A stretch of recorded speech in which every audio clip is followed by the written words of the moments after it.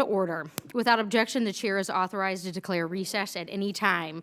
Good afternoon and welcome to this joint hearing of the subcommittees on Research and Technology and Environment to review the National Windstorm Impact Reduction Program known as NWIRP.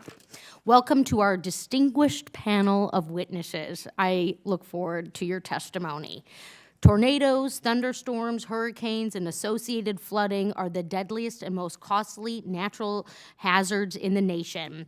The National Weather Service reported that in 2018, 75 people lost their lives in wind-related storms and another 80 died in flood-related events. The devastation caused by these storms have become synonymous with their locations and names. The tornadoes of Moore, Oklahoma, and Joplin, Missouri, as well as hurricanes Ike, Katrina, Sandy, Maria, Harvey, and so many more. Every state in the country is exposed to windstorm hazards from one or more storm types, including tornadoes, tropical cyclones, thunderstorms, nor'easters, winter storms, mountain downslope winds, derechos, and others. Unfortunately, the costs associated with hurricanes are predicted to increase faster than we can pay for them. American families, businesses, and public sector organizations are expected to spend $54 billion on hurricane damages alone in 2019. However, we have tools and strategies that exist today that could help decrease these overwhelming statistics. The National Institute of Building Sciences found that communities across the nation could see a 10-to-1 benefit-cost ratio for every investment made to meet common code requirements for wind mitigation. NWIRP was established in 2004 with three key objectives: improved understanding of windstorms, improved windstorm impact assessment, and reduced windstorm impacts. Translating our fundamental understanding of wind behavior into reduction of windstorm impact is critical to saving lives and reducing property damage caused by severe windstorms. Understanding human behavior and decision-making is also essential to saving lives. The National Institute of Standards and Technology, NIST, leads NWIRP. The program also supports interdisciplinary science and engineering research, public education, support for improved building codes, and other activities at the National Science Foundation, the National Oceanic and Atmospheric Administration, and the Federal Emergency Management Agency, FEMA. FEMA supports an annual National Preparedness Month each September to promote family and community disaster and emergency planning. In addition to promoting adoption of current building codes, FEMA seeks to educate the general public about measures individuals can take, for example, knowing the safest places in their homes to hide during a storm. As climate change continues to increase the prevalence and risks of severe weather, the federal investments through NWIRP provide us with the necessary tools to save lives and reduce the economic costs of windstorms. But implementing these tools requires partnership with local governments, the private sector, and individual Americans. Today's discussion will be in part about how we can continue to strengthen those partnerships. Authorization for NWIRP expired in 2017. The Science Committee looks forward to engaging with the windstorm research and building code communities and state and local governments on recommendations for reauthorization of this important program and improving our nation's resilience to devastating windstorms. Before I recognize Dr. Bayard for his opening statement, I would like to present for the record two letters from the American Society of Civil Engineers and Florida International University. The chair now recognizes Dr. Bayard for an opening statement. Good afternoon, and thank you, Chairwoman Stevens and Chairwoman Fletcher. I want to thank both of you for holding this joint hearing today. I appreciate the witnesses being here as well. I look forward to hearing from the progress the National Windstorm Impact Reduction Program, NWIRP, has made since its reauthorization in 2015. Millions of Americans live in areas vulnerable to hurricanes, tornadoes, and other windstorms. Due to shifts in populations, more than 50% of the Americans now live on a coast or in Tornado Alley. Americans today are more vulnerable than ever to severe weather events. Every year, families and communities and businesses suffer as lives are lost and property is damaged. We spend billions of dollars each year on recovery efforts, and these are only expected to grow. That's why we need cost-effective measures to reduce the impact of windstorms on lives, buildings, and infrastructure. INWRP was created to improve our understanding of windstorms and to encourage the implementation of cost-effective mitigation measures. It will be good to hear from this program is proactively supporting research and development programs to save lives and reduce property damage caused by these horrific storms. One key element of INWRP is the coordination of federal agency research efforts in cooperation with other levels of government, academia, and the private sector. One example of INWRP's research efforts is the National Hazards Engineering Research Infrastructure Network at the National Science Foundation. To make that brief, that's NERI. We got acronyms for everything around here, you know. So anyway, NERI provides a network of shared state-of-the-art research facilities and tools at universities around the country to help better understand and withstand the impacts of natural hazards. Purdue University, in my district, is leading the NERI Network Coordination Office. The Coordination Office facilitates shared technical knowledge and best practices among the network of 8 experimental facilities.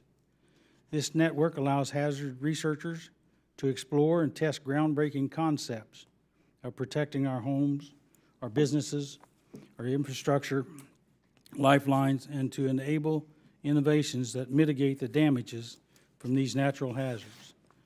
The office also leads education and outreach and the development of strategic partnerships around the world. The goal is for these partnerships to lead to a coordinated global natural hazards engineering research infrastructure that fosters collaboration in new ways. These critical investments also offer educational opportunities to the students who will engineer our communities and plan our disaster response in the future. These investments in R&D activities support the creation of improved windstorm impact reduction measures, such as increased warning time and the development of safe room building guidance. We know that these measures have the potential to save lives and reduce losses associated with hurricanes, tornadoes, and other severe wind hazards, but may not have been widely adopted. INWRP is directed to conducted research development to help improve building codes, voluntary standards, and construction practices to improve the resilience of structures to windstorms. While it has been some success, I look forward to hearing from our witnesses on how we can better improve the transfer of this research to the building code communities. In addition, I look forward to hearing what steps INWRP is taking to improve public outreach and information dissemination and the promotion of the adoption of windstorm preparedness and mitigation measures and what could be improved. I would like to thank our witnesses for taking the time to join us here today and share your experience and your expertise, and I look forward to hearing from you. And with that, I yield back the balance of my time. Thank you. The chair now recognizes Ms. Fletcher for an opening statement. Thank you, Chairwoman Stevens. I join you and Ranking Members Baird and Marshall in welcoming all of you today for today's joint hearing between the Research and Technology and the Environment Subcommittees on Reauthorizing National Windstorm Impact Reduction Program, NWRP. NWRP was established in 2004 to improve understanding of windstorms and their impacts and to work to mitigate those impacts in a cost-effective way. The overall success of this program can be attributed to its interagency approach, led by the National Institute of Standards and Technology, or NIST, which helps to streamline federal efforts and leverage existing programs and activities. Windstorms affect all 50 states and many territories through severe weather events such as hurricanes, tornadoes, and thunderstorms.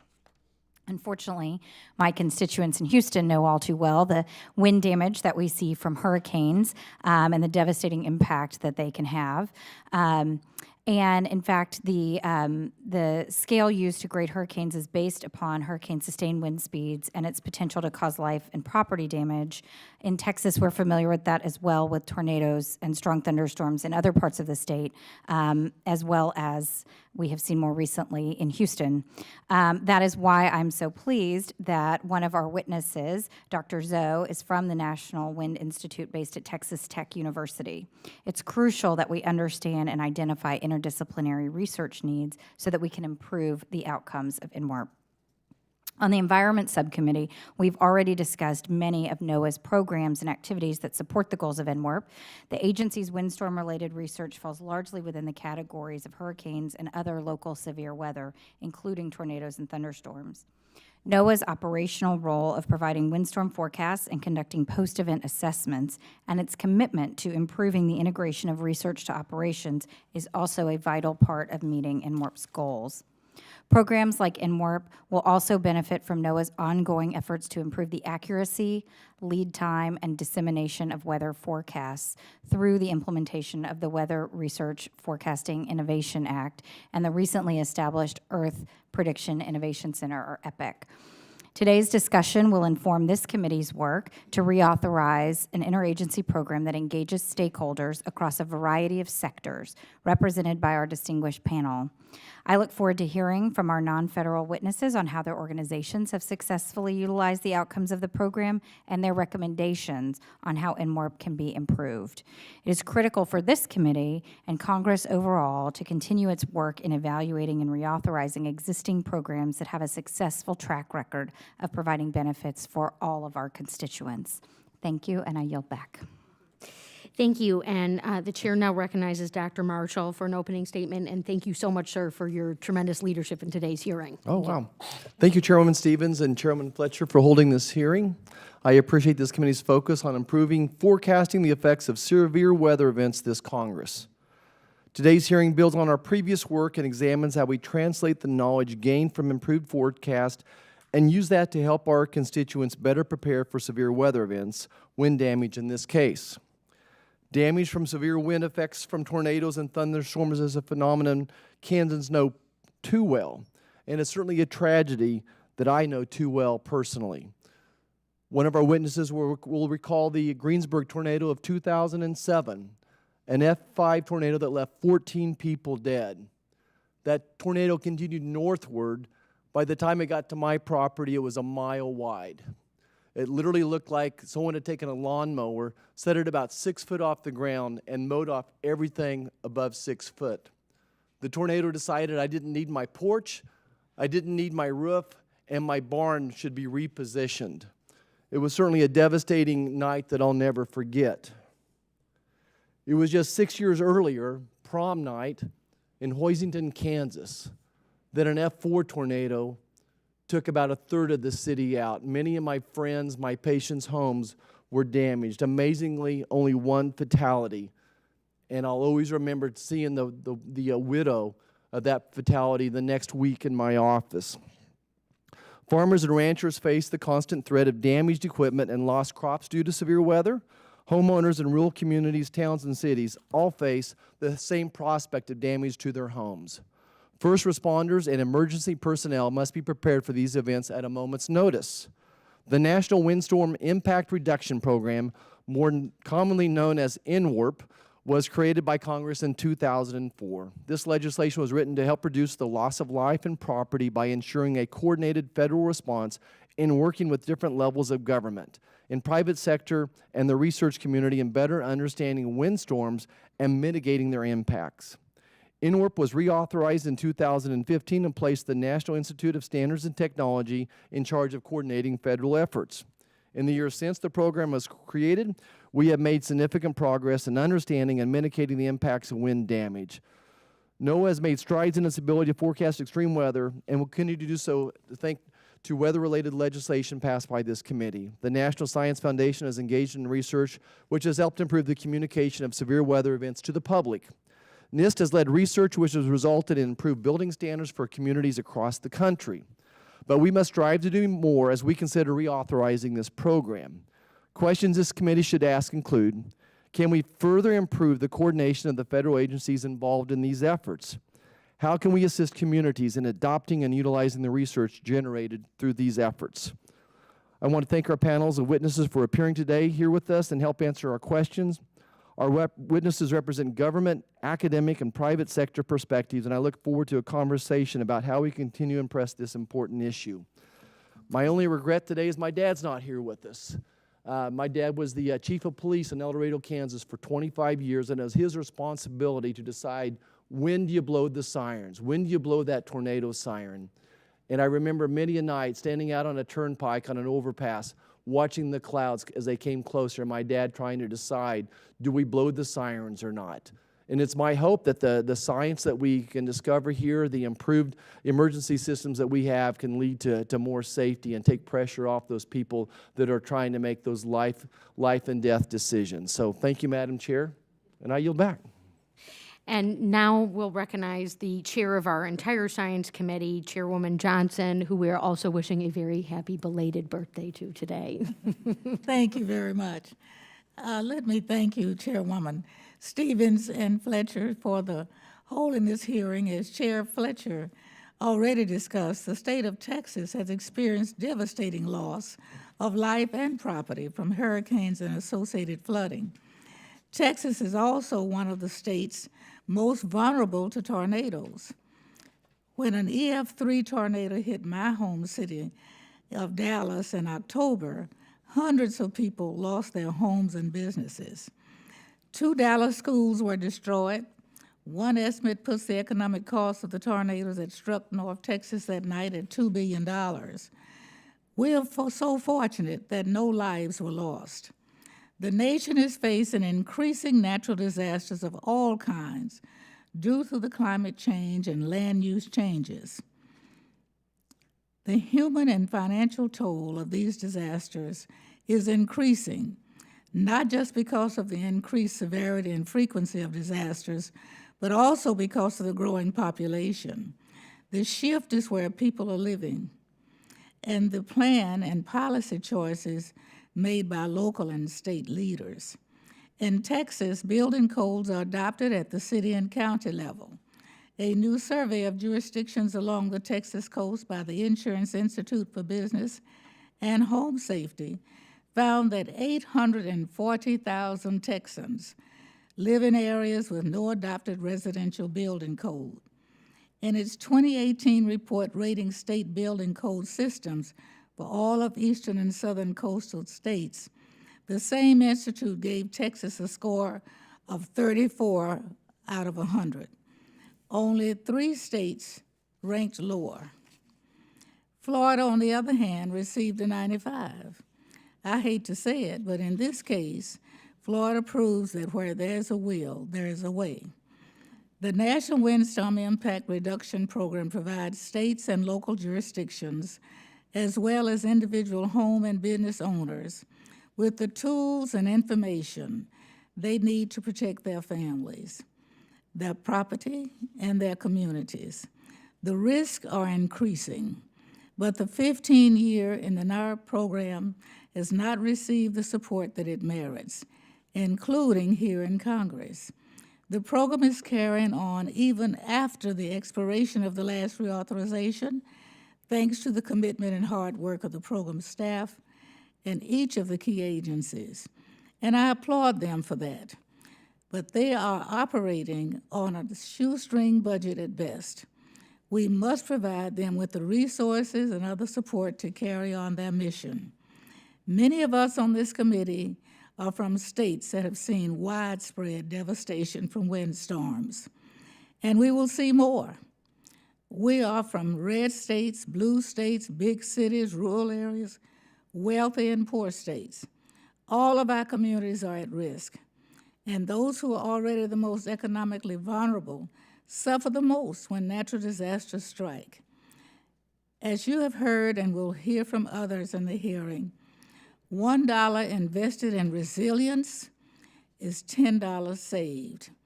Reauthorizing the NARP program and providing the agencies with much needed resources will be a priority for this committee in the new year. I look forward to working with my colleagues on the other side of the aisle and the same in the Senate. I thank you and yield back. Thank you, Madam Chair. And now the Chair recognizes Ranking Member Lucas for an opening statement. Thank you, Madam Chairwoman, and good afternoon, Chairwoman Stevens. And I'd also like to thank you and Chairwoman Fletcher for holding this joint hearing today on the National Weather Storm Impact Reduction Program. As a son of Oklahoma, where, and yes, Rogers and Hammerstein were correct, the wind comes sweeping down the plain, efforts to reduce the loss of life and property from windstorms is of extreme importance to my family, my friends, and my neighbors. Oklahoma is part of an area in the Midwest referred to by many as Tornado Alley. And over the last decade, the last 10 years, tornadoes have caused an average financial loss of over $10 billion per year. This May, a 4-day tornado outbreak produced 190 tornadoes, impacting states across the Rockies, the Midwest, the Northeast, from Colorado to Oklahoma, and all the way to New Jersey. The estimated cost of this outbreak was $3.2 billion. Each year, lives are lost, billions are spent recovering from the destruction caused by tornadoes, hurricanes, and windstorms. And the costs associated with windstorms are increasing. INWRP helps provide coordination between federal governments, agencies, universities, industry, local and state governments. This cooperation is needed to meet the great challenges of responding to windstorms. It's important we come to support the federal research done through INWRP to improve our understanding of windstorms, their impacts, and to develop and enhance mitigation measures. For example, through INWRP, NIST is supporting researchers from the University of Oklahoma who are developing maps of damaging winds using data collected from integrated remote and on-site observations. These observations will provide high-resolution data in time and space, providing for improved real-time forecasting. NSF and NOAA are also working with the University of Oklahoma on the Taurus project. The project involves more than 50 researchers and students using different tools to measure the atmosphere, including unmanned aircraft systems, mobile radars, and NOAA's Hurricane Hunter aircraft. After 32 days on the road, traveling more than 9,000 miles, researchers encountered 19 supercells, with 8 of those storms producing tornadoes. Researchers expect results from the Taurus project to be groundbreaking. The insights gained will improve our understanding of why supercells create tornadoes and others do not, leading to improved forecasting. The project is also offering hands-on training in the field for the future workforce.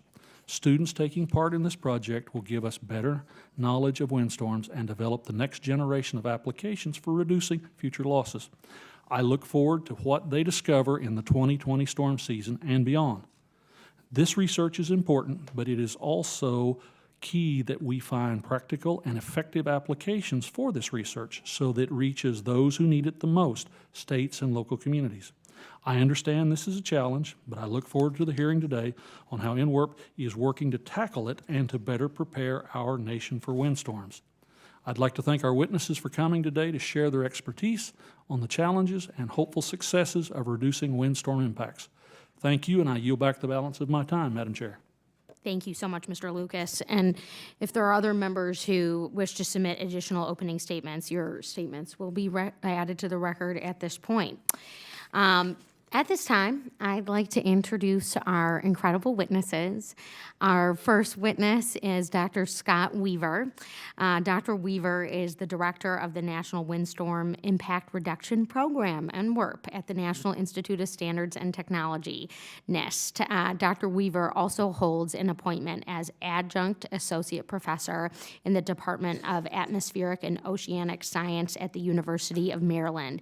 He currently chairs the NWIRP Windstorm Working Group, a federal interagency partnership that carries out coordination and implementation of the NWIRP program. Prior to joining NIST, Dr. Weaver served as the senior climate scientist for the Environmental Defense Fund and spent several years as a research meteorologist in the Climate Prediction Center at NOAA. Thank you so much for bringing your expertise here. And at this time, this chair would also like to ask Dr. Marshall to introduce our next witness. All right. Thank you, Chairwoman Stevens. I'm very proud today to welcome a good personal friend and a fellow public servant to the people of Kansas, Major General Lee Tafanelli, as a witness today. Welcome, General Tafanelli. It's good to see you here. Major Tafanelli is the Adjutant General of Kansas and the Director of Kansas Homeland Security and Emergency Management. In these roles, he oversees the activities of the Adjutant General's Department by providing personnel administration and training guidance for over 7,000 soldiers and airmen in the Kansas Army and Air National Guard, as well as leadership to the full-time National Guard and state employees of the department. He's responsible for leading a core group of professionals tasked with preparing and responding to emergency situations within the state of Kansas. This includes guidance and training to 105 county emergency managers and their staffs. Major Tafanelli has worked to ensure security in the state is a top priority. Prior to his appointment as Adjutant General, Major General Tafanelli was assigned as the Assistant Adjutant General. In addition, he served in the Kansas House of Representatives, representing the 47th District from 2001 to 2011.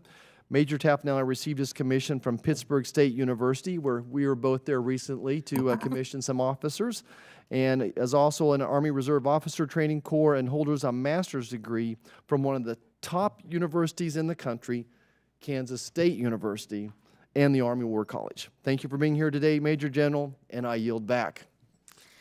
Excellent. Our next witness is Dr. Delong Zoe. Dr. Zoe is an associate professor in the Department of Civil, Environmental, and Construction Engineering at Texas Tech University.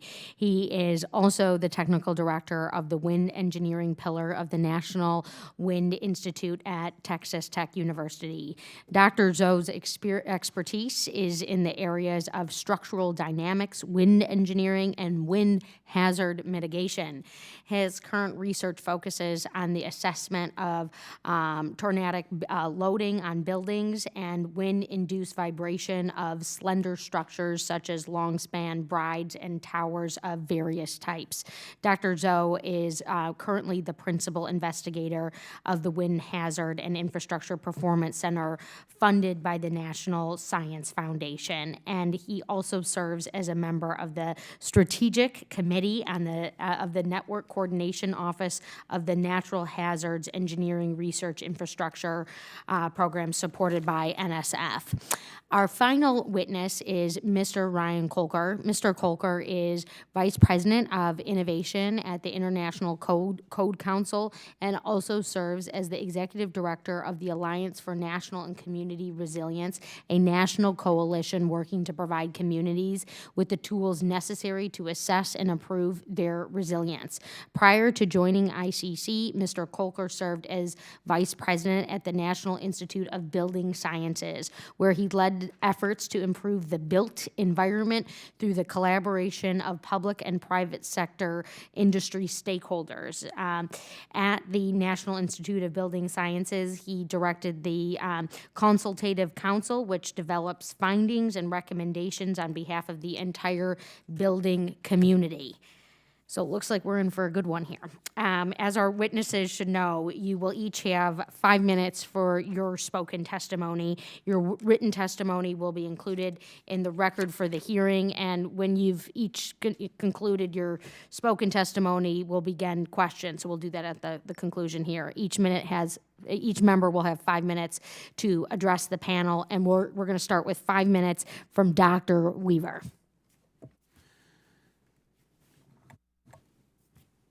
Chairwoman Johnson, Ranking Member Lucas, Chairwoman Stevens, Chairwoman Fletcher, Ranking Member Baird, Ranking Member Marshall, and members of the subcommittees.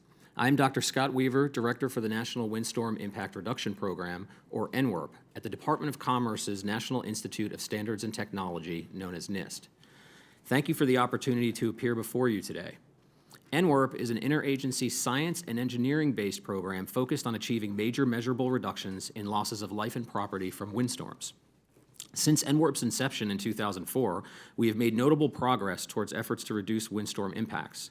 This includes significant improvements in hurricane forecasts and increased tornado warning times, advancements in the science of wind mapping to inform engineering-based design standards, improved coordination practices and research support for post-windstorm investigations, and implementation of post-windstorm research-based recommendations into codes, standards, and practices. Despite these achievements, the nation continues to experience increasing losses of life and property due to these extreme weather events, as evidenced by the devastating tornado outbreaks in 2011 and 2013, and the recent catastrophic hurricane seasons of 2005, 2012, 2016, 2017, and 2018. Windstorms and associated flooding are the largest loss-producing natural hazards in the United States. Every state in the country is exposed to windstorm hazards from one or more storm types.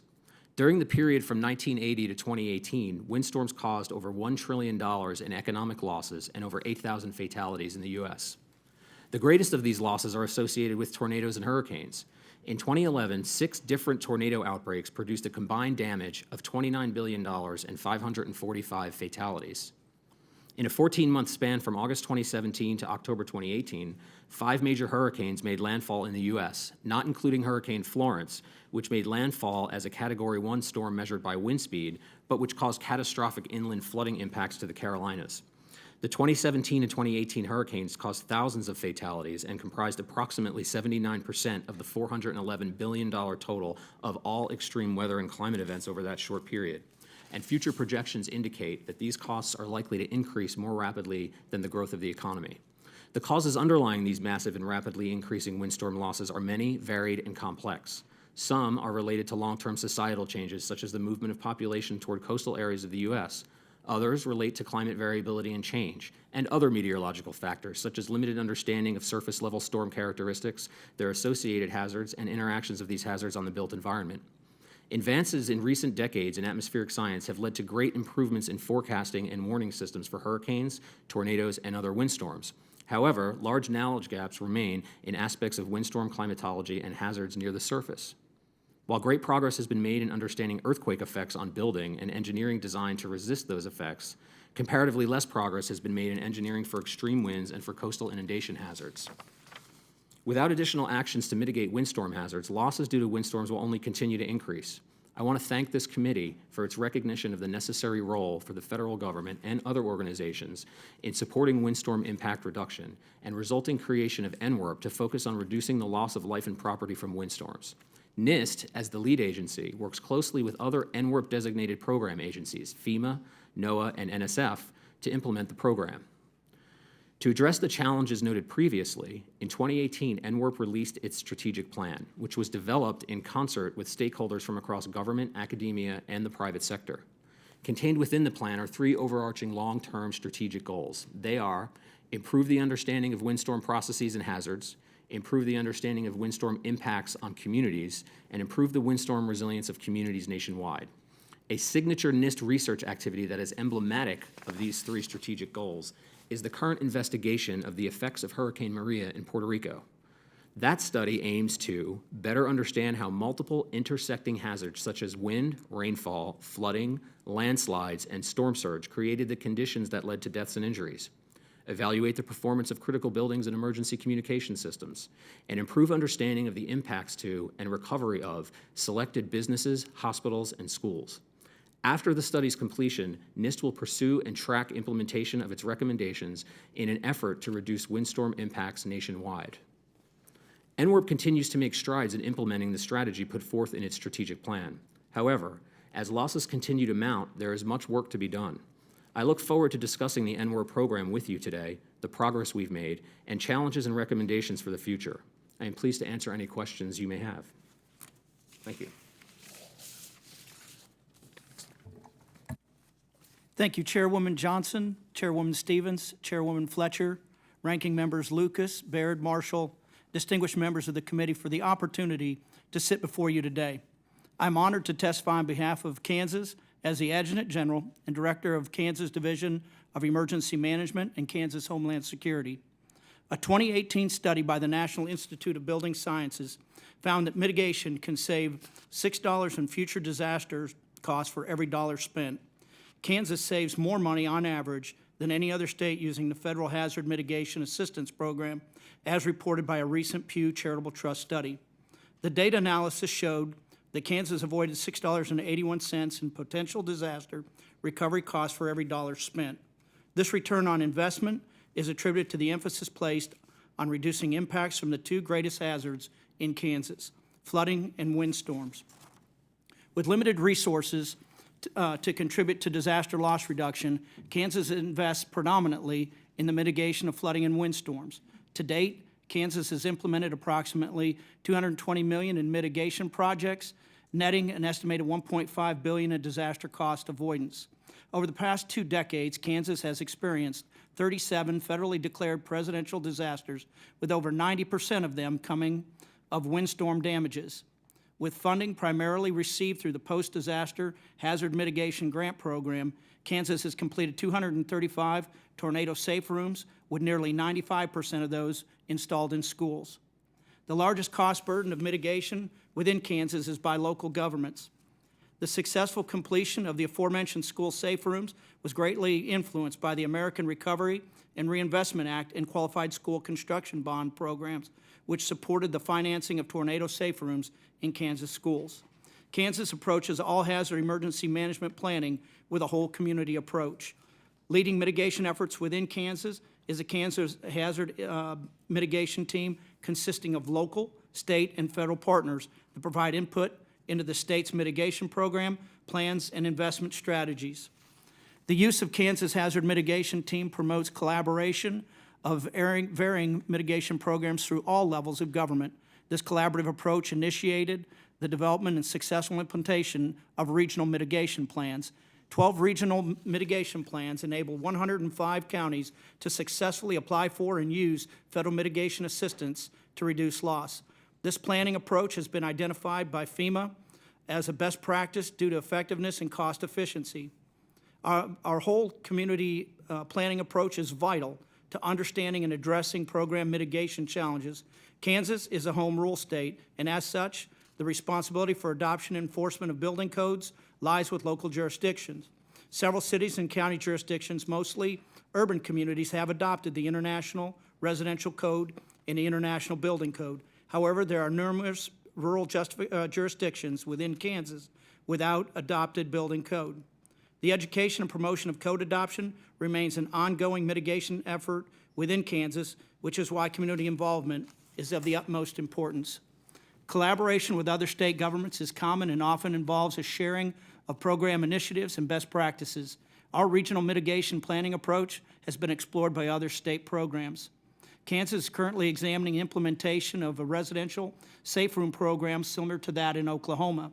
This program would provide rebates for Kansas residents to install qualified safe rooms on private property, further providing the state's windstorm resilience. Collaboration with the federal government is primarily through FEMA, which supports all hazards emergency management preparedness and supports mitigation and recovery. Funding provided by the Emergency Management Grant Program is critical to supporting Kansas and its disaster preparedness initiatives. Additionally, our mitigation program is completely relying on FEMA hazard mitigation funding. Besides supporting emergency management through funding of preparedness activities and cost-shared recovery, FEMA provides assistance largely in the form of planning technical assistance, training, response resources, post-disaster assessments. FEMA's HAZAS program is a notable technical assistance tool that provides a model for estimating potential losses from earthquakes and floods, increasing hazard awareness and planning. However, the absence of tornado-centric models create a significant planning gap that hinders risk-informed windstorm decisions. Several federal agencies support emergency management efforts through Kansas, including the United States Corps of Engineers, National Oceanic and Atmospheric Administration, among others. The successful implementation of cost-effective mitigation within Kansas is based on local government involvement, federal funding, assistance, and prioritizing projects focused on mitigating against the state's greatest hazards of flooding and windstorms. Efforts undertaken by the National Windstorm Impact Reduction Office support our program mitigation approach by allowing data-informed decision-making, ultimately improving Kansas' resilience. The Kansas program will remain committed to reducing disaster loss and are comforted that the federal government continues support of these efforts. Thank you again for the opportunity, and I look forward to your questions. Good afternoon, Chairwoman Johnson, Ranking Member Lucas, Chairwoman Fletcher, Ranking Member Marshall, Chairwoman Stevens, Ranking Member Byard, and members of the subcommittees. I'm an associate professor of civil engineering at Texas Tech University. I'm also the technical director of the wind engineer pillar of the National Wind Institute at Texas Tech University. I'm very pleased here today to address you on behalf of my university. With a student body of 37,000, Texas Tech University's main campus is located in the city of Lubbock, which is one of the fastest growing communities in the state of Texas. The National Wind Institute at Texas Tech University has its roots following the 1970 Lubbock tornado. Over the years, it has grown into an educational and a research enterprise that supports convergent research in atmospheric measurement and simulation, wind engineering, and energy systems. Today, the Institute has more than 40 faculty affiliates from across the university campus and maintains a suite of state-of-the-art research facilities. It also hosts a one-of-its-kind wind science engineering PhD program, which trains students and prepares them to answer today's and tomorrow's challenging questions. With contributions from the National Wind Institute and elsewhere, the National Windstorm Impact Reduction Program has enabled many advancements with the potential to enhance the resilience of communities to wind hazards. Despite the progress, however, severe windstorms remain among the most destructive and most costly natural hazards, as shown by Hurricanes Katrina, Sandy, Maria, and the Joplin and more tornadoes. Windstorms leave behind long trails of destruction with a large number of fatalities and traumatic effects that often take communities years to recover from. Further underscoring these challenges are statistics that show losses caused by windstorms have been continuing to grow without any apparent sign of slowing down. We believe that Congress can consider 5 non-trivial changes to the National Windstorm Impact Reduction Program that will further support its mission to reduce windstorm impacts. First, NWIRP can foster closer connections between atmospheric science and engineering communities through support for targeted research campaigns for the express purpose of obtaining atmospheric measurements for engineering applications.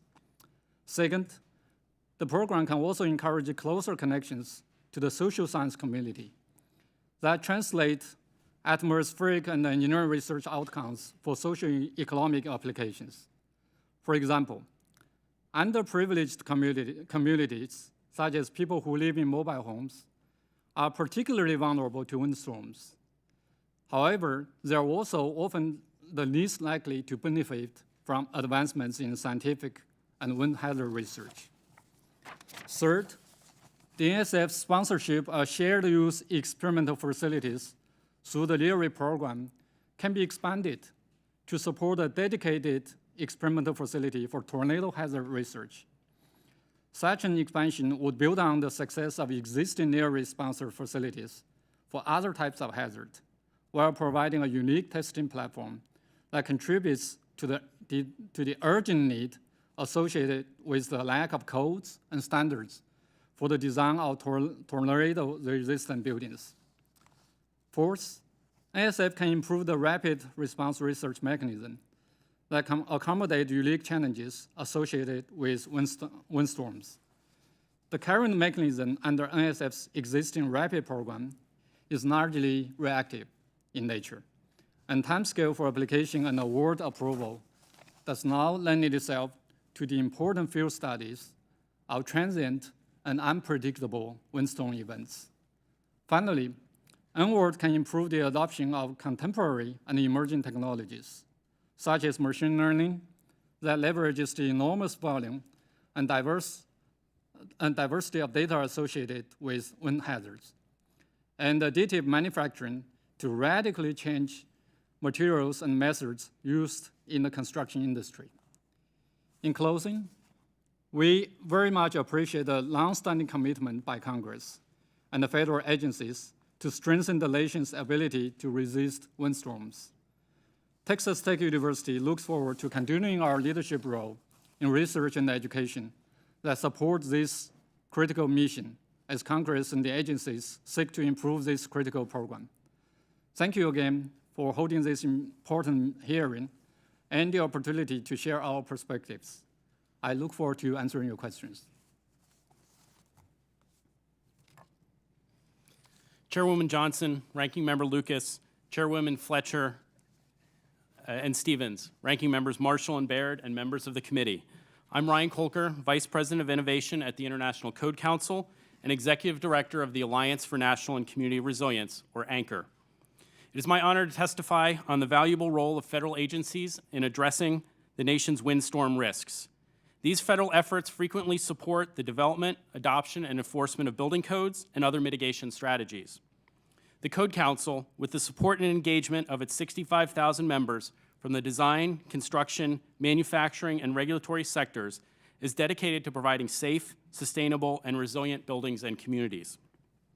The Code Council develops model building codes, the I-codes, which are the basis for building regulatory requirements in all 50 states, multiple federal agencies, and internationally. We also develop standards, including Standard 500 for the design of storm shelters and Standard 600 for residential construction in high wind areas. Building codes are a highly cost-effective hazard mitigation measure. The congressionally established National Institute of Building Sciences found that adopting the 2018 International Building Code and International Residential Code, which govern commercial and residential construction and renovations respectively, provided $10 in mitigation benefits against hurricane winds for every $1 invested. Congress and federal agencies have recognized the benefits of codes as disaster mitigation strategies through the Disaster Recovery Reform Act, Bipartisan Budget Act, FEMA's Strategic Plan, and the National Mitigation Investment Strategy. Federal agencies contribute to the content of the code through the translation of research to code changes that improve criteria in subsequent code additions, and risk mapping that helps dictate what criteria should apply where. Agencies also support technical assistance to state and local governments undertaking code updates.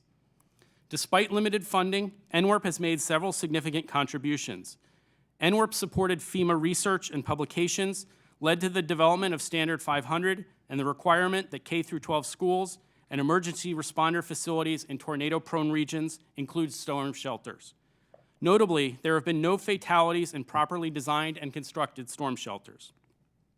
Most recently, NIST and NOAA have developed a methodology for measuring tornado wind speed, leading to development of tornado risk maps and new building design procedures, which will ultimately be incorporated into codes and standards. Additional codes and standards updates proposed by the NWERP agencies have been successful, including the development of new designed wind speed maps that have been incorporated into the latest I-codes. Following Hurricane Maria, FEMA, NOAA, and NIST collaborated to develop updated local wind maps that supported Puerto Rico's code update based on the latest edition of the I-codes. Building off these successes, NWERP has additional opportunities to help mitigate windstorm risk. Adequate funding, a long-term authorization, and champions in both Congress and the administration are essential. At several NWERP agencies, funding has lagged significantly below authorized levels, resulting in challenges to the program's effectiveness. For comparison, the National Earthquake Hazard Reduction Program received over $164 million for program activities in FY19, more than 5 times NWERP's prior authorized levels, while the annualized losses from windstorms are nearly 10 times those from earthquakes. Additional areas for NWERP focus include reducing the impacts of windstorms on manufactured housing through formal engagement of HUD, advancing guidance for the evaluation and retrofit of existing buildings, undertaking research to understand and respond to the changing nature of windstorm risks, creating formal linkages between NWERP and other hazard programs, building the NWERP brand, strengthening the connections between NWERP and private sector codes and standards developers, and increasing economic and social science research supporting codes and standards development and adoption, including benefit-cost ratios and hazard communication. This is critical, given that only about a third of the 21 states that regularly face tornado risk require tornado shelters in schools consistent with current codes. In addition to codes and standards, federal research supports broader activities that improve national resilience. Anchor, a cooperative effort of the Code Council, U.S. Resiliency Council, and the Meridian Institute, was born out of the recognition that communities are only as resilient as their weakest link. While building codes are a necessary component of a community's resilience strategy, additional policies and procedures must be in place. Anchor is developing a coordinated set of benchmarks for 19 community functions that influence resilience. Anchor's benchmarks on housing and buildings rely on codes and other existing standards and NWERP research to support its activities. Thank you again for the opportunity to support reauthorization of NWERP. The Code Council and Anchor will continue to provide communities with the codes, standards, benchmarks, and other tools they need to be safe and resilient.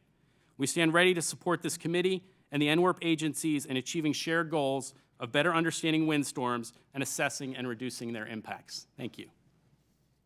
Thank you. At this time, we'll begin our round of questions, and the chair will recognize herself for 5 minutes of questioning. It's in our documentation here that the last approved budget for NWERP was around $5.7 million for fiscal year 2019. Dr. Weaver, can you talk a little bit more about the 3 pillars of NWERP, in particular, the ways in which you're working with communities beyond just implementing the studies, if at all, particularly around promoting, understanding, and some of the adaptation and what goes into that, particularly with those limited resources that you have available? Sure. Well, the NWERP program at its core is an interagency coordination program. So obviously, And I was talking about NEST. yeah. So obviously, we look to leverage, but we develop the science that goes into standards and codes, right? So one of the anchors of that would be our post-windstorm investigation. So if you look at either the Joplin tornado recommendations or that which will come out of our Hurricane Maria investigation, we lean on that scientific research to promulgate that out into the world, so that decision makers can then take that and balance their priorities in the way that they see fit. And is it only buildings that you guys are looking at? Are you looking at other elements of infrastructure, particularly as windstorms become harsher? And we've even seen in Michigan new names for these types of storms. Bomb cyclone is one that came up. Even the derechos are newer to the lexicon. I know the Washington, D.C. area was hit with one within the last 10 years. But in particular, you think about being a passenger or a driver in a vehicle, or someone sitting in a plane that's about to take off, and I don't know if your research abilities or your standards recommendations are able to extend that far. So we do focus. In fact, one of the strengths of NWERP is that when we conduct our post-windstorm investigations, NWERP's authority is much broader than some other authorities that we use at NIST, and so it allows us to look at things that are not just directly related to the building, but may also feed into the building, right? So distributed infrastructure, wastewater systems, electricity. Yeah. That's one of the hallmarks of our Hurricane Maria investigation, is to look, we're looking at an island-wide disaster and not just what happened in a given building. That's of course important. We're looking at that as well. But how the services were disrupted, how the landslides may have blocked transportation infrastructure, leading to people not being able to get to hospitals. So we are looking at things like that, and it's a highly interdisciplinary investigation because of that situation. And the warnings become all the more critical and imperative for us, particularly as things might happen quickly, and heaven forbid you find yourself in one of those circumstances. I will actually never forget driving in an El Dorado and getting to a restaurant where we had branches coming at us, many trees fell, and we walked into the restaurant. No one had any idea what was happening, but we saw it occur before our eyes. And Mr. Colker, some of this is what you were just discussing, and your testimony around kind of the need for the awareness about the NWERP program and what these standards lead to, particularly as compared to something like the National Earthquake Hazards Reduction Program that has a little bit more staying power and is a little bit more stable. But could you just talk a little bit more about how we can make NWERP more stable throughout the community? And obviously we're so enthusiastic that it's interagency, but any other ideas that you have on that front? Yeah, I think certainly having a long-term authorization, and NEHRP is authorized for 5 years, which allows that collaboration, the engagement in the codes and standards development process, building sort of that research agenda over a longer period of time. Certainly funding is key to allowing that collaboration to happen. I think also developing a specific brand for the NWERP program, which would drive researchers and notoriety for the things that the program is doing and can be doing into the future. Great. Well, I'm going to yield back the remainder of my time, but thank you all so much for your expert testimony and what I think is going to contribute to some good work to come for all of us. So the chair is now going to recognize colleague Dr. Baird for 5 minutes of questioning. Thank you, Madam Chair. And Dr. Weaver, we're going to start with you on the NWERP, which was created, in 2004, and under the Office of Science and Technology Policy. And then it was reauthorized again in 2015. And they put NIST as the lead agency. So I guess my question to you is, has this made a difference? And has, for NIST to be the lead agency, has that worked out well, and has that been successful? Well, I think it has. I mean, obviously, there's always more that we could be doing. But I think one of the original issues was that there was rotating leadership in the first incarnation of the legislation, and I think having a home base like NIST, has brought some stability to the program. I'll also say that. NIST is a non-regulatory agency, so we're a user of a lot of the different products that come out of the other agencies, and I think it strengthens the program by having more of a user base, more of the applied science base from NIST lead the program. Thank you.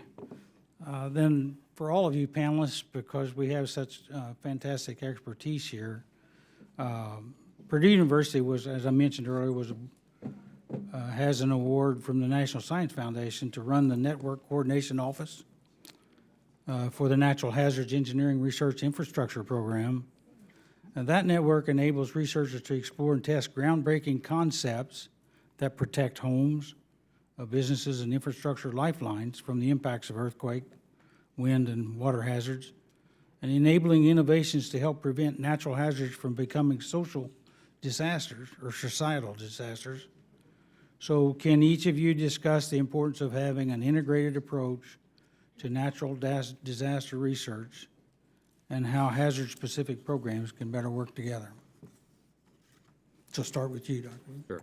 So as I mentioned throughout my testimony, as is shown in our strategic plan, disasters are not just about the hazards themselves. That's certainly an important component, right? You have a hurricane. Without a hurricane, you don't have a disaster, or without a tornado, you don't have a disaster.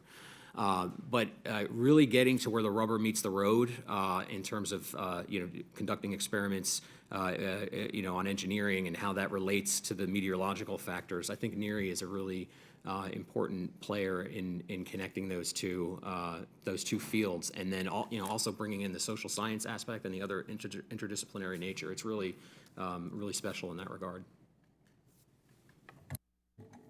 I think two things. Anytime that we can have an integrated approach to any of these type of events, we're going to be better off for that type of integration and close coordination working with other agencies.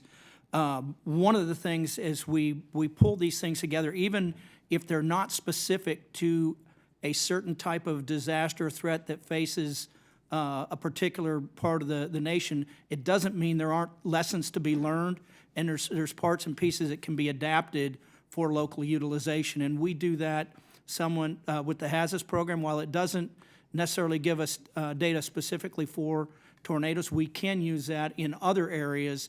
But I think any time that we can collaborate and integrate those research efforts, it benefits all of us on the ground. I think NERI is an entity that really opened a lot of doors for a lot of researchers, and we benefited a lot from that. For example, a lot of people want to do wind-related research, but they just don't have the large facilities like the wind tunnels at Florida International University and the University of Florida to work on what they want to work on. Now, NSF opened this NERI program that gives everybody access to that. And also, NERI has a cyber infrastructure facility at the University of Houston. You can host all the methods you develop and all the data resulted from all the research. So that gives the community a lot of resources that you can work on. So I think this approach is very critical for the joint effort and success of a program like Onward. And also, as I said just now, the tornado research community right now doesn't have a facility to work on their problems.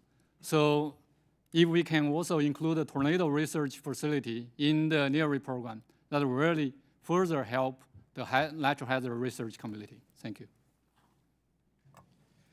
Codes are built to address all the hazards a community faces. And so really understanding all of the opportunities to address multiple risks through various different opportunities and capture multiple benefits is certainly of value to the code and the cost effectiveness of bringing these measures to the public.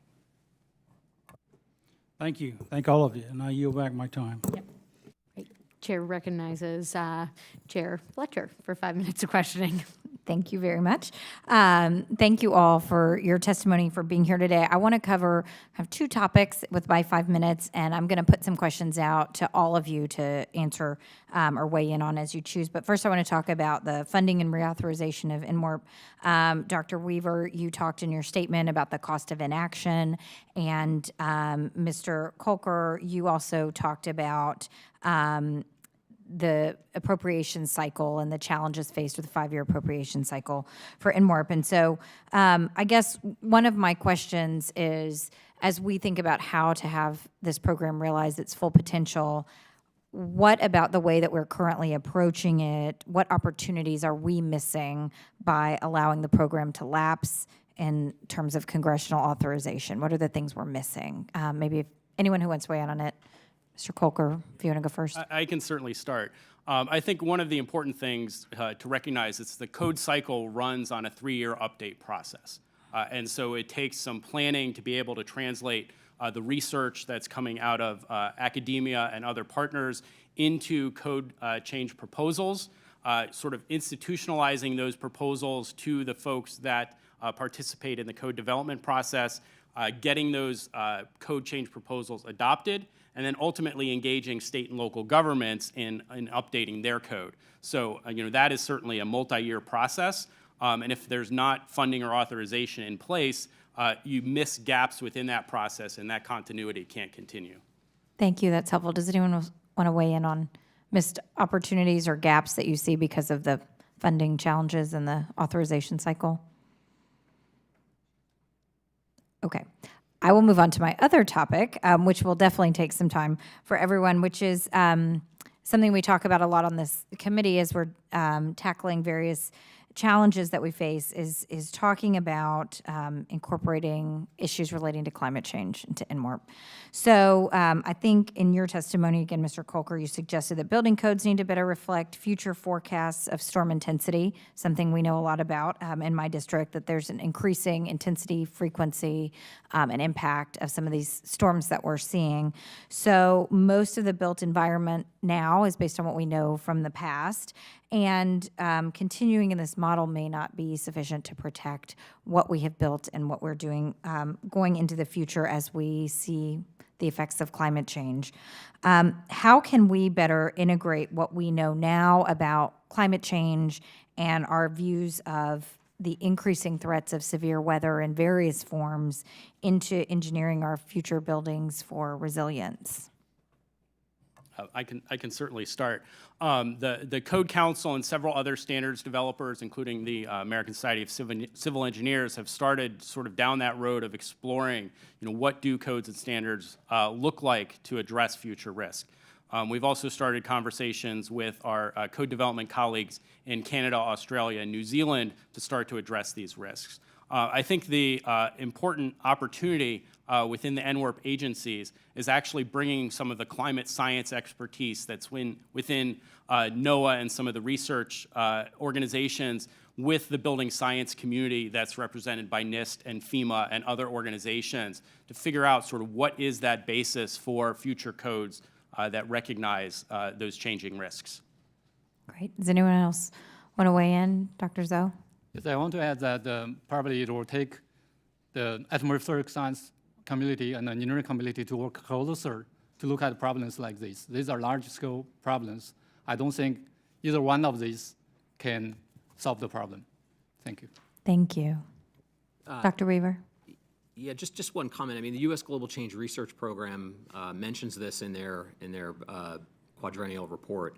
But much of the research, as my two other colleagues mentioned, you have two different camps, and so trying to integrate the atmospheric science and the engineering world would go a long way towards being able to look at that problem. That one kind of stops where the other one doesn't pick up, and they're not connected as well as they could be. Thank you. That's helpful. Well, with that, Madam Chair, I will yield back the balance of my time. Thank you all very much. And now the chair recognizes Ranking Member Weber, or Marshall, excuse All me, right. for questions. Yes. Thank you, Chairwoman. I'll start with Major General Tafanelli. I want to talk a little bit about the mitigation efforts in Kansas, what we've done.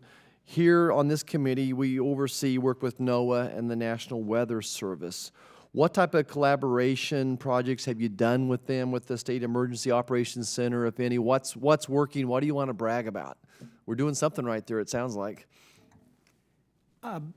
Congressman Marshall, I would tell you that the biggest thing that we see from the partnerships that we didn't see previously is now anytime we have activated the State Emergency Operations Center, we have representatives from the National Weather Service in there, and the tools that they're able to provide, the insights that they're able to provide decision makers as we look to position resources, make informed decisions about storm track severity and those things is really invaluable. When we look at, particularly from a NOAA perspective, the ability that they can bring from a data perspective really kind of helps us more on the planning side of what we do.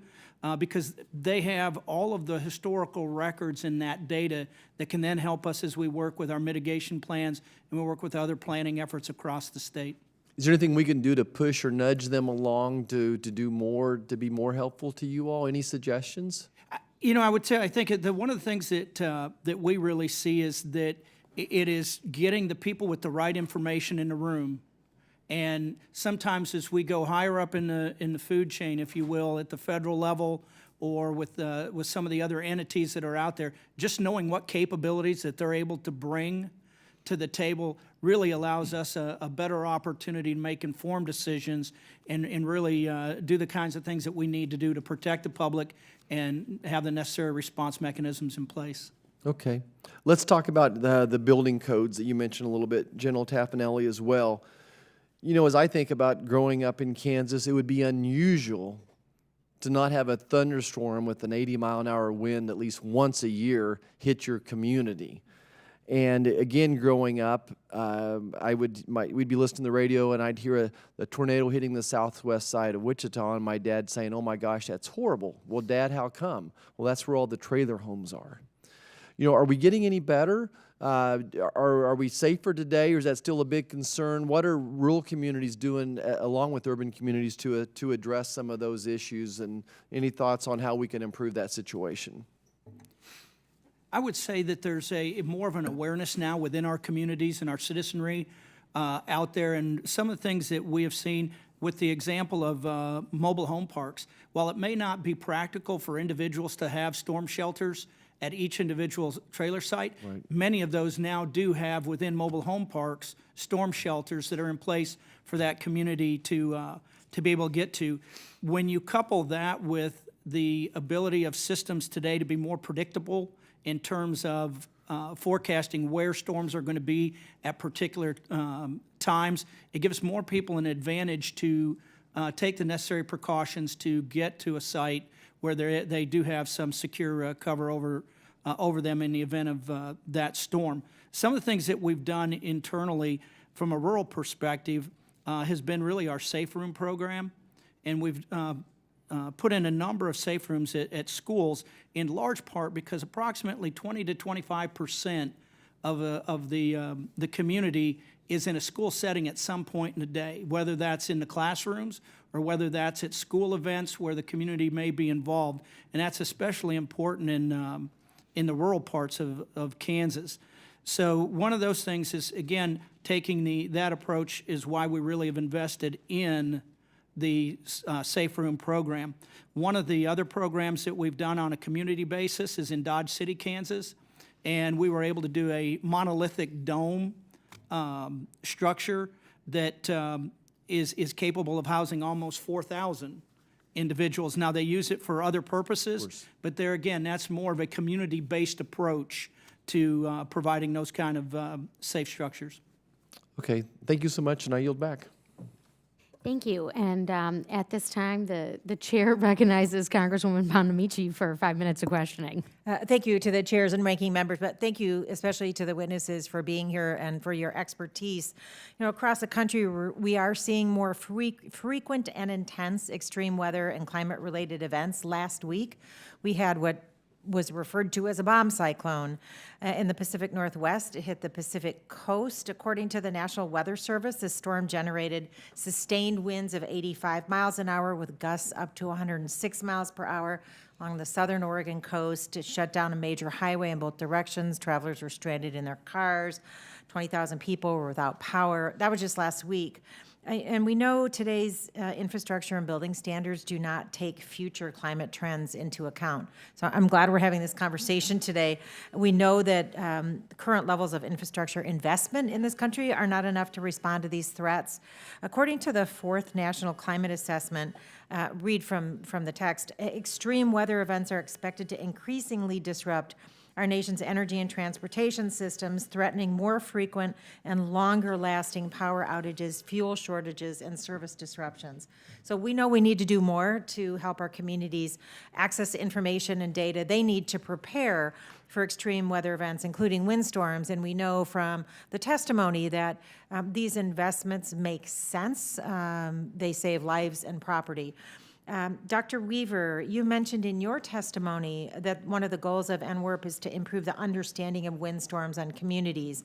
And I wonder, I have 2 questions about that.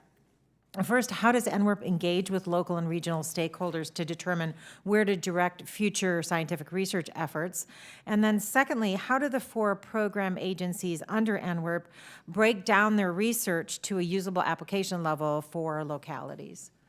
Sure. Well, thank you for the question, Congresswoman.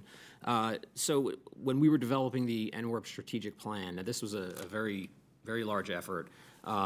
We conducted outreach and solicited public comments. So we received comments from a range of different organizations. So that's one way that we try to get the advice from stakeholders at the local or state levels. We also do work, our engineers sit on committees of the American Society for Civil Engineers, which is a standards development organization that develops the standards that protect communities across the country. In the original reauthorization for this legislation, the National Advisory Committee for Windstorm Impact Reduction had broad representation from across different communities.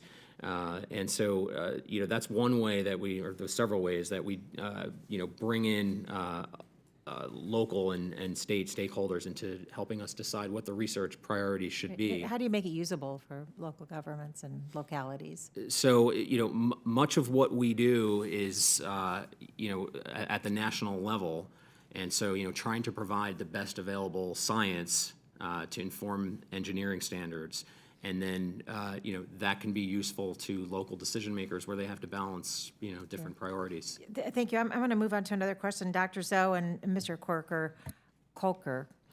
In your testimony, you each referenced the disproportionate effects of windstorms on low-income communities and especially residents in manufactured homes, and I know Major General also mentioned that. Everyone should have a roof over their head, and with the challenges of affordable housing, manufactured homes often provide millions of Americans with a vital source of housing, but those are oftentimes families with low incomes or in rural areas. There are more than 12,000 manufactured homes in the district I'm honored to represent in Northwest Oregon, and I've heard from many residents of those communities about the challenges they already face. So, Dr. Zoe and Mr. Colker, would the Department of Housing and Urban Development's participation in NREP strengthen the federal response to the sort of socioeconomic consequences of windstorms, and what role could HUD play as a program agency under NWERP? Mr. Colker, I know you mentioned it specifically in your testimony. Sure, absolutely. I think one of the challenges with manufactured housing is that it's not developed through the international code process, but rather the requirements are developed through a HUD committee, which ultimately, HUD decides what's incorporated into those standards. And so certainly having a directed engagement of HUD in the NWERP program, and specifically how to cost-effectively apply the research outcomes from NWERP into the HUD code would be incredibly valuable. I'm also almost out of time, Dr. So do you agree with that? It would be helpful to have that input. I agree with that, and I also think there probably should be dedicated resources for that program. Thank you very much. And I know a lot of the manufactured homes are older as well, which creates additional challenges. And I yield back any time. Thank you, Madam Chair. We now recognize Ranking Member Lucas for 5 minutes of questioning. Thank you, Madam Chair.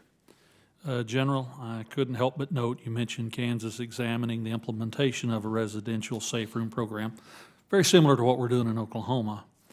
And with, in the average year, 80 deaths, 1,500 injuries, it would seem that that's a critically important one, and I bring that up for a couple of reasons. One, my understanding is there's not been a single reported failure of a safe room if it was constructed to FEMA's criteria. That's pretty impressive.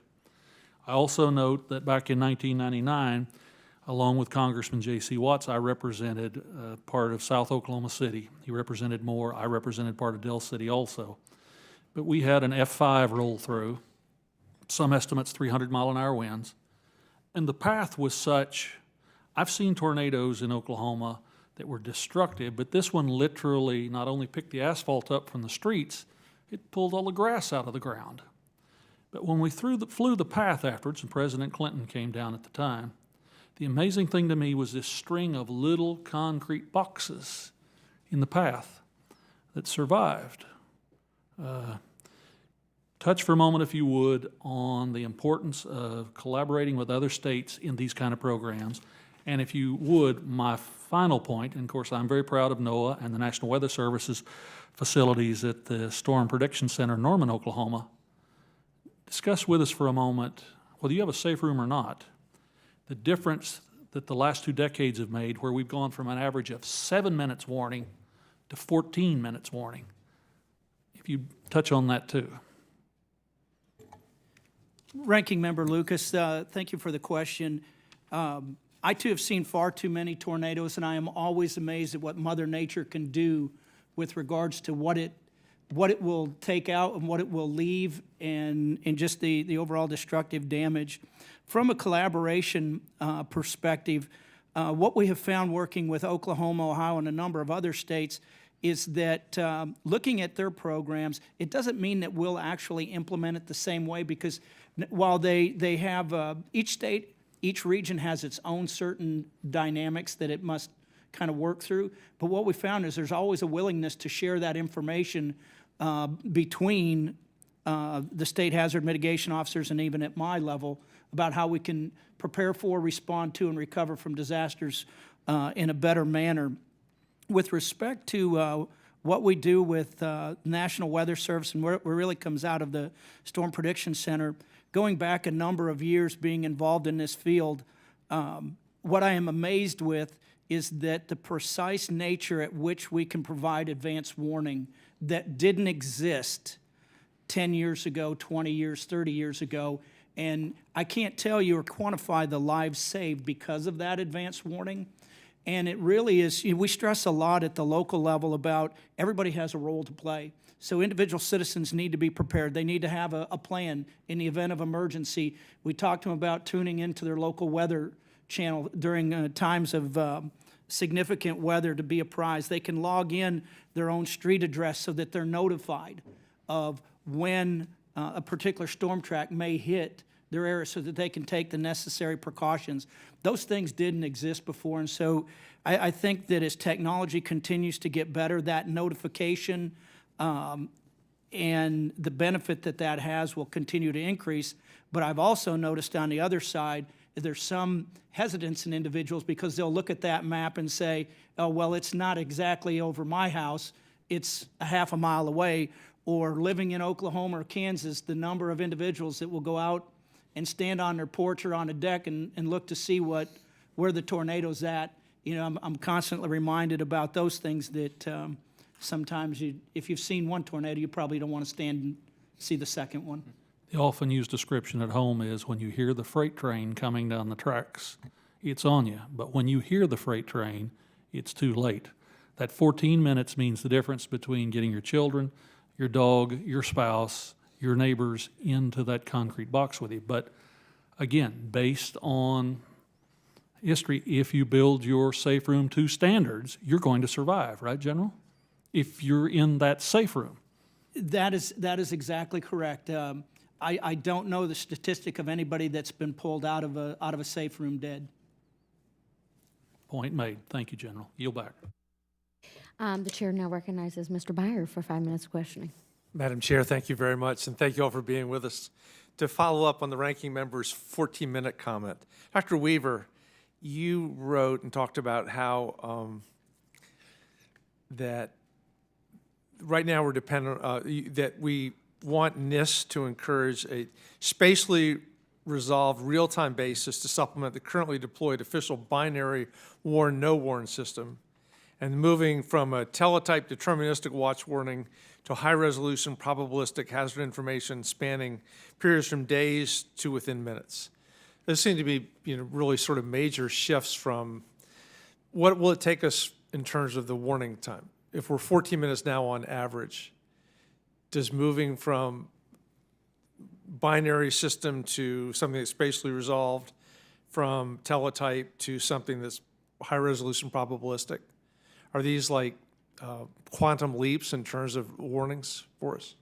Well, as my colleague just discussed, I think they are. What you're referencing is support for a program out of NOAA called FACETS, Forecasting Continuum of Environmental Threats. So part of the support for that sprung up out of our Joplin tornado investigation. So as I mentioned at the outset of my testimony, NWRP is at its core a coordination program. And so when we initiated that investigation, we invited a team member from NOAA to be on the team. And as such, they played a role in creating the recommendations. And so one of them, one of the 16 recommendations out of that study was to develop technology for real-time spatially resolved tornado threat information. Now, the National Weather Service and NOAA were already engaged in that, but this investigation led to further support for that. Okay, great, thank you. Now, General Tafanelli, I'm from Virginia, where I know you were in the legislature in Kansas, so you understand local lawmaking really well. We're a Dillon state, which means local governments can't do anything the General Assembly doesn't specifically give them the ability to do. I now understand that Kansas is a home rule state, so you have this issue where numerous rural jurisdictions don't have adopted building codes. How do you get them to do that when there's not a state mandate? Congressman, that's a great question. If I could have solved that, we wouldn't have some of those issues. What I would tell you is that I think what we do is provide information to those community leaders, to those county elected officials, so that they can see that data, and then they can make an informed decision for themselves with respect to those adoptions of particular building codes. Okay, I know most of our local jurisdictions in Virginia would rather be home rule, but no legislature is going to let that happen. Dr. Weaver, again, I'd never seen the phrase ephemeral data before. I had to look it up. How long does that typically last, this transitory data that NSF has the plan to investigate? I'm sorry, I'm not sure I'm understanding your question. Well, you talked about the NWRP coordination, including the NSF investment in 34 rapid response projects sure. on ephemeral data.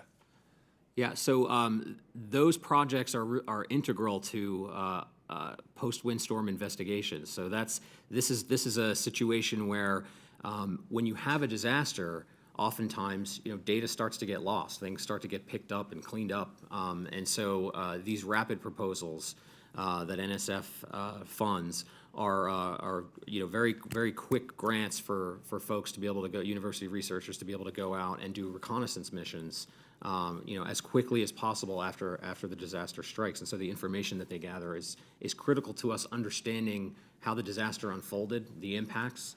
And so the data that they provide are instrumental to that. Is this data that lasts a couple of days or a couple of weeks? Oh no, they store it on for the most part on something called Design Safe, And actually, NIST stores, we do some wind mapping work where we store data on that entity, and folks can use that to correlate the disaster reconnaissance missions that they're doing, the things they're seeing with our wind mapping data. So, Dr. Zoe, you talked about the enhanced Fujita scale. When almost all these tornadoes occur east of the Rocky Mountains, why did it get named after a Japanese scientist?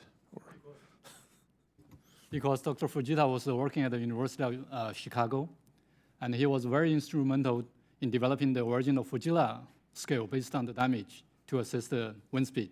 So his name got carried over when Texas Tech University developed the enhanced Fujita scale. That's great. Because he's the first one. Thank you. As someone born abroad who then comes here to do science, you probably won a Nobel Prize too, right? Unfortunately, he didn't win a Nobel Prize, but he is very famous in this area. Okay, yeah. Thank you very much. Madam Chair, I yield back. We now recognize Mr. Babin for 5 minutes of questioning. Thank you, Madam Chair, and thank you, witnesses, for being here with your valuable insight and experience. Dr. Zoe, I'm always glad to hear talk about scientific advances taking place in the state of Texas, especially when it comes to mitigating weather damage after Hurricane Harvey, which greatly impacted my district out of Houston, between Houston and Louisiana, with 60 inches of rain. As you mentioned, the National Wind Institute at Texas Tech University, where you are, supports research in atmospheric measurement and simulation, wind engineering, and energy systems. Could you discuss how the Institute has collaborated with other academic institutions, especially those in the Tornado Alley region, along with federal and industry partners on wind science research? Thank you very much, Congressman. This is a very good question. Texas Tech University does collaborate a lot with other institutions. For example, yesterday, research from University of Oklahoma National Weather Center was on campus to talk about their program and explore how we can, the National Wind Institute and National Weather Center can work closer together to try to understand the storms. And we also have a joint wind engineering and science program with Florida International University. So it's under the National Science Foundation's Industry University Cooperative Research Program. We work with the industry to try to come up with solutions that can directly be applied by the industry partners. So we do, these are examples that we do work with some other centers. Thank you. Excellent. I was also impressed to learn that the EF tornado scale, the most accurate rating for tornadoes and what we see printed in the news, was developed in 2007 at Texas Tech University in collaboration with agencies and dozens of expert meteorologists. That's obviously a historical achievement that the Institute should be very proud of. Looking forward, what is the next big breakthrough in either atmospheric science or wind engineering? And however ambitious it might be, what emerging idea do you get excited about in the future? Rating a tornado is a very complex problem. Right now, everything is based on the damage, but every storm is different, but different storms can give you the same damage, especially in tornadoes, because tornadoes vary in size. Sometimes you have two tornadoes together. This structure can cause different damages. The EF scale was, as you said, was developed in 2007. And much of it is based on understanding of the straight line wind, like the wind we experience every day, but not tornadoes. So right now, people are able to simulate tornadoes in tornado simulators, like the one that we have at Texas Tech University. And they're also able to simulate tornadoes using numerical approaches. So understandings from these kind of studies can make the rating of tornadoes much more accurate. Don't you, in there instances and witnesses who have seen multiple vortices inside of a big F1 or F3 or 4 tornado? Is that not true? That is true. Sometimes you do see multiple tornadoes within one small area. Yeah, very strange. You mentioned 2 large wind tunnels that researchers have access to at the University of Florida and also Florida International University. I can safely assume those are more focused on hurricane wind hazards. What's the difference in hurricane hazard research and tornado hazard research? And is data from those experimental facilities useful for tornado research as well? Thank you, Congressman Babin. That's a very good question. Yes, sir. Actually, those facilities, as you said, are more suited for hurricanes and like cold fronts also. It's not for tornadoes because tornadoes is a small scale swirling flow. It's not a straight line flow. So it changes the atmospheric pressure differently than hurricanes and some other wind.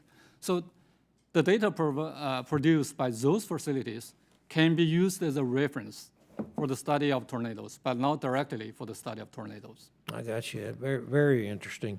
The part of Texas that I represent, we have our share of tornadoes, but we're not in Tornado Alley, of course. We have the double benefit, or disadvantage, I should say, of hurricanes and tornadoes in our part of the state. So thank you very much, and appreciate every one of you, and I'll yield back, Madam Chair. Yep. And now Mr. Tonko for 5 minutes of questioning. Hey, thank you, Chairwoman Stevens, and to you and Chairwoman Fletcher. Thank you for co-chairing what is a very important topic, hearing on a very important topic, and thank you for the experts at the table for sharing your thoughts. New York has had a number of devastating natural disasters in recent years, including devastation from Superstorm Sandy, Hurricane Irene, and Tropical Storm Lee. In New York's 20th district, my home district, we used to talk about storms that came once every 100 or every 100 or every 500 years. This type of talk is no more with devastating weather events happening time and time again. The nomenclature has been proven totally off base. My hope is that the National Windstorm Impact Reduction Program will help better protect and prepare our communities. And so, to both Dr. Weaver and Mr. Colker, you both discussed how property damage can be abated by improved building code. Can you tell us how the Impact Reduction Program agencies have worked together with the model building code community to develop newer building codes? Sure. Thank you for the question, Congressman. As I mentioned previously, when we conduct our post-windstorm investigations, and I'm going to use the Joplin tornado as an example, but we also do hurricanes as well. Out of the recommendations come, some of the recommendations are for scientific improvements.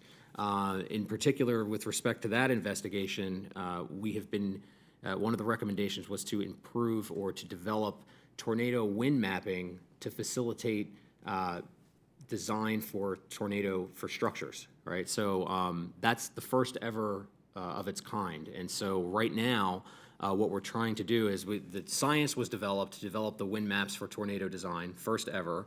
And now our engineers are working with standards development organizations to get those implemented, for instance, into the American Society of Civil Engineers into their 2022 update. It's a consensus process, so it's not something that will definitely occur, but we are working to implement that recommendation. So that would be an example. Okay, thank you. And Mr. Colker, do you have anything that you want to add to that? Sure. The success of storm shelter implementation, I think, is one of those key areas that we can point to. So FEMA work on developing sort of the pre-requirements for storm shelters actually transitioned into Standard 500, which was then incorporated into the International Building Code and International Residential Code, which is then applied at the state and local level. In addition to just the standard itself, the NWERP agencies and others work to get the requirement that storm shelters be in schools and emergency response facilities in vulnerable areas. And so even taking that one step further, providing that safety to folks within communities. And actually, New York is one of those communities that requires storm shelters within schools. Thank you. And in regard to the improvement of building codes, what research would you cite, if any, is the most critical to get done right now? Is there any impact that you think needs to be further researched that will provide protection out there? I mean, certainly the work that Dr. Weaver mentioned around tornado-specific design standards and risk maps, I think, would be incredibly valuable. Addressing the challenges of future risk and how to incorporate those into building codes is another essential area. And then I think also really understanding the interface of tornadoes and wind events in urban areas, I think specifically would be helpful as well. And for anyone on the panel, strong and modern building codes are generally cited as the most effective tool for limiting the impact of a natural disaster. And Mr. Colker mentions in his statement that the Code Council recently announced an initiative with code development organizations from Canada, Australia, and New Zealand. So how do model building codes in the United States compare to building codes in these other countries? I can certainly start. I mean, I think the biggest difference is actually the process that we use here in the United States.